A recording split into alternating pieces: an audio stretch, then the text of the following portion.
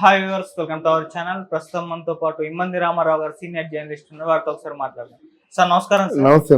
Sir Etela versus Raja Singh sir, ఇప్పుడు తెలంగాణలో BJP అధ్యక్ష పదవిలో వీళ్ళిద్దరు కూడా ఉండడం చూస్తున్నాం సార్. ఈటెల గారు, రాజేంద్ర ప్రసాద్ గారు అండ్ మన రాజా సింగ్ గారు, వీళ్ళిద్దరూ కూడా ఈ పదవి కోసం పోటీ పడుతున్నారు. మరి ఎవరికి దక్కుతుంది అనేది ఒక టెన్షన్ వాతావరణం అయితే నెలకొంది సార్. మీ ఒపీనియన్ లో ఏంటి సార్?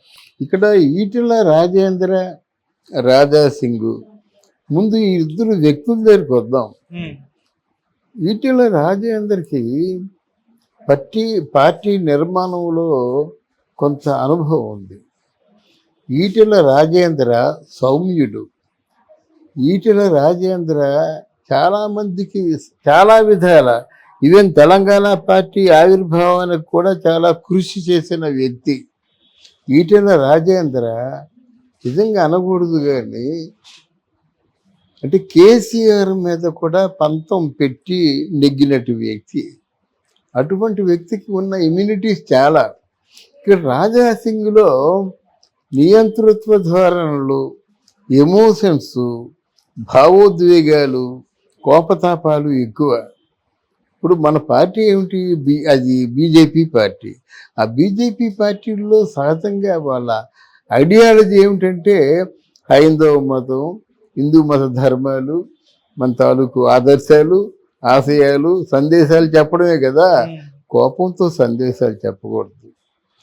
ఆ సందేశాలు కానీ ఒక జనంలో ఒక మార్పు తీసుకురావాలంటే కోపోద్రిక్తుడై ఏ మార్పు తీసుకురాలేడు.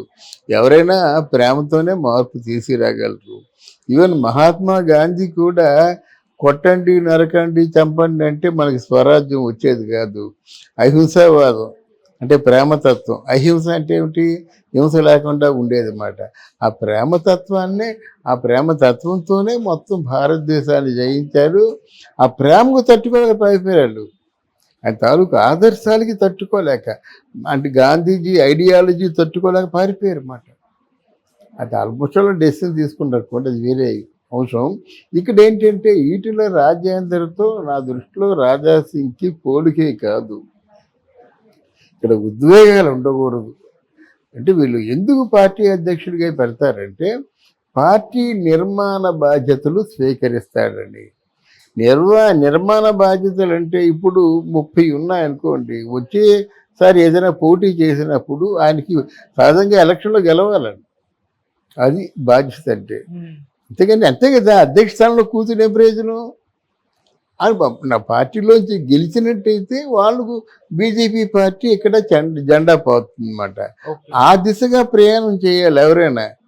అంటే సభ్యుల్ని మంచి క్యాండిడేట్లను రప్పించుకోవాలి. సేవాభావం ఉన్న క్యాండిడేట్లను రప్పించుకోవాలి. బీజేపీకి అండదండలు ఉన్న వాళ్ళని రప్పించుకోవాలి. వాళ్ళకేమో క్రిమినల్ హిస్టరీ ఉండకూడదు, బ్యాక్గ్రౌండ్ ఉండకూడదు. వాళ్ళ వల్ల మరో 10 సీట్లు వచ్చేలాగా చేసుకోవాలన్నమాట. అది నా దృష్టిలో రాజా సింగ్ చేస్తాడు అనుకోను. అది ఈటెల రాజేంద్రకి ఏంటంటే అసలు తెలంగాణ పార్టీ ఎలా పెరిగిందండి? ఒక్క కేసీఆర్ వల్లే పెరగలేదు కదా. వీళ్ళందరూ పార్టీకి పళ్ళకి మోసేవాళ్ళే. ఆ పళ్ళకి మోసేవాడు కావాలి. బరువును మోసేవాడే ఇంకెవరినైనా దగ్గర తీసుకురాగలడు. ఈ నిజంగా బరువును మోస్తున్నారు అనుకున్నప్పుడు ఇంకొకడు భుజాన్ని సాయం పడతాడు, బరువు అంతా ఆయన మీదే ఉందని. అంటే అట్లాంటి వ్యక్తి మనకు కావాలి. అట్లాంటి వ్యక్తి నా దృష్టిలో ఈటెల రాజేంద్ర సార్. అంటే ఇప్పుడు కిషన్ రెడ్డి గారు అయితే కంటిన్యూ అయ్యారు, కానీ ఆయన కేంద్ర మంత్రి రావడం చూస్తున్నాం. బీజేపీలో సిద్ధాంతం ఉంది, ఒకటే పదవి ఉండాలని చెప్పేసి. అయితే ఇప్పుడు పోటీ అయితే ఈటెల గారు అండ్ రాజా సింగ్ గారు మధ్య అయిపోయింది. రాజా సింగ్ గారు ఎప్పటి నుంచో బీజేపీలో ఉన్నారు. ఈటెల రాజేందర్ గారు బీఆర్ఎస్ నుంచి వెళ్ళడం మనం చూసాం. సో ఆ పద్ధతి ప్రకారం చూస్తే చాలా మంది రాజా సింగ్ గారికే రావాలి అన్నట్టుగా కొంతమంది అభిప్రాయం. సార్ మీరేం చెప్తారు? నేను పదవి బట్టి చూస్తున్నానండి. అధ్యక్షుడు అంటే మనకి పేరు కోసం కాదు. అధ్యక్షుడు అంటే పార్టీకి సహకరించాలి, పార్టీ ప్రతిష్టను పెంచాలి.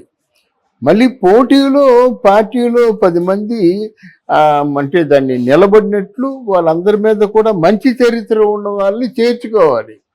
పోటీలో ఎంతమంది అయినా నిలబడొచ్చు, కానీ మనం గెలిచే క్యాండిడేట్ని ఎంపిక చేసుకోవాలి. ఆ సామర్థ్యం ఈటెల రాజేంద్ర ఉందని చెప్తున్నాను. మీకు ఎప్పుడు ఎవరైతే మనకెందుకండి, మరి చంద్రబాబు నాయుడు 44 సంవత్సరాలు బట్టి రాజకీయం చేస్తున్నాడు. ఆయనతో పాటు మిగతా ఓల్డ్ లీడర్స్ అందరూ రాజకీయం చేస్తున్నారు, అనుభవం ఉంది కదా.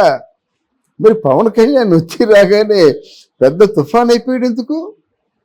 క్యారెక్టర్, నిజాయితీ, కష్టపడే తీరు, అంటే ప్రజల్ని కన్విన్స్ చేసే తీరు, ఇవన్నీ అవసరం నాయకుడికి.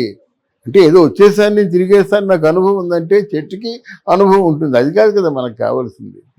అందువల్ల అనుభవంతో కాకుండా ఆ క్యారెక్టర్ ప్రధానం. ఆ పార్టీ ప్రతిష్ట నిలబడేలాగా చూసుకోవాలి కానీ దెబ్బతినేలా చూసుకోకూడదు అన్నమాట. ఆయన ద్వారా పార్టీ ప్రతిష్ట దెబ్బతిని ఇంకేముంది, ఏమి లేదు. సార్ ఇప్పుడు తెలంగాణలో బీజేపీ పరిస్థితి చూసుకుంటే బెటర్ అయింది సార్. 8 అసెంబ్లీ స్థానాలు గెలవడం చూసాం, మళ్ళీ 8 పార్లమెంట్ స్థానాలు కూడా గెలుచుకుంది. వచ్చే ఎలక్షన్స్ నాటికి బీజేపీ వర్సెస్ కాంగ్రెస్ ఉంటుందని చెప్పేసి వాళ్ళైతే ప్రచారం చేస్తున్నారు. ఆ మేరకు వాళ్ళు ప్రయత్నాలు అయితే చేస్తున్నారు. మరి తెలంగాణలో ఇప్పుడు ఈటల రాజేందర్ గారు ఒకవేళ మీరు అన్నట్టుగా అయితే అది చూడొచ్చు అంటారా? ఓన్లీ బీజేపీ వర్సెస్ కాంగ్రెస్ అంటే బీఆర్ఎస్ మన కేంద్రంలో కూడా అదే కదా, బీజేపీ వర్సెస్ కాంగ్రెస్. ఇక్కడ కూడా బీజేపీ వర్సెస్ కాంగ్రెస్. ఒకవేళ ఈటల రాజేందర్ గాని వచ్చినట్టయితే బీజేపీ గెలుస్తుంది. ఎందుకంటే బీజేపీ పార్టీలో ఉన్న నేతలు అమిత్ షా కానీ మన మోదీ గారు కానీ వాళ్ళు పార్టీ క్యాండిడేట్కి చాలా సపోర్ట్ ఇస్తున్నారండి. ఈవెన్ మీరు నిలబడినప్పుడు కూడా 1 సార్లు 2 సార్లు 3 సార్లు వచ్చి మీ తాలూకు మంచి గుణాలని చెప్పి మీరు మా పార్టీ ఓటేయండి, మేము సమర్థిస్తామని చెప్పేసి పార్టీని నిలబెట్టుకోవడానికి మోదీ చేసినట్టుగా పని ఇంకెవరు చేయలేరు.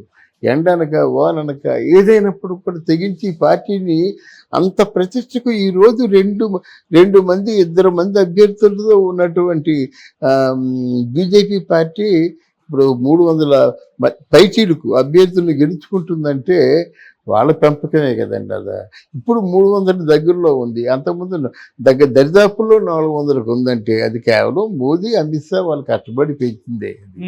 అందువల్ల డెఫినెట్గా ఈసారి పోటీ ఉంటే రేవంత్ రెడ్డి ఓడించడానికి ఎవరో ప్రత్యేకించి రావాల్సిన అవసరం లేదు, కాంగ్రెస్ పార్టీయే ఓడిస్తుంది.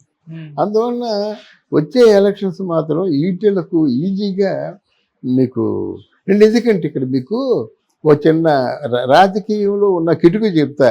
ఈ 4 సంవత్సరాలు అయ్యేసరికి రేవంత్ రెడ్డిలో కొన్ని తప్పులు దొరుకుతాయి, అవి ఆయనకి ఆయుధాలు అవుతాయి. ఇప్పుడు స్కాములు కానీ ఇవన్నీ ఉన్నాయి కదా.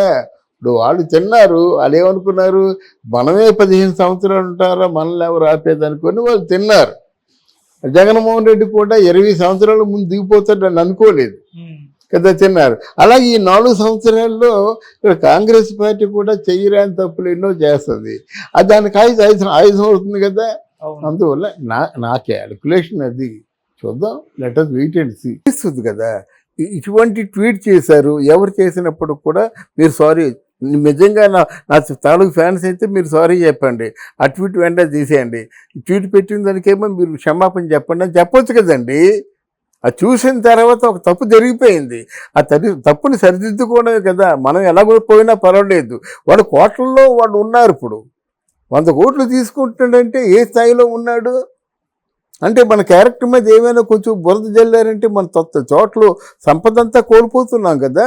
అలాగే ఎంతమంది కోల్పోయారు అది వివరాలు తర్వాత చెప్తా.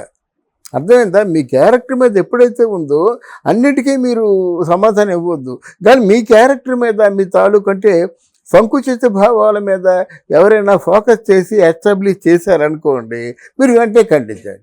అలా ఖండించకపోవడం వల్ల జరిగినటువంటి ప్రమాదం ఇది.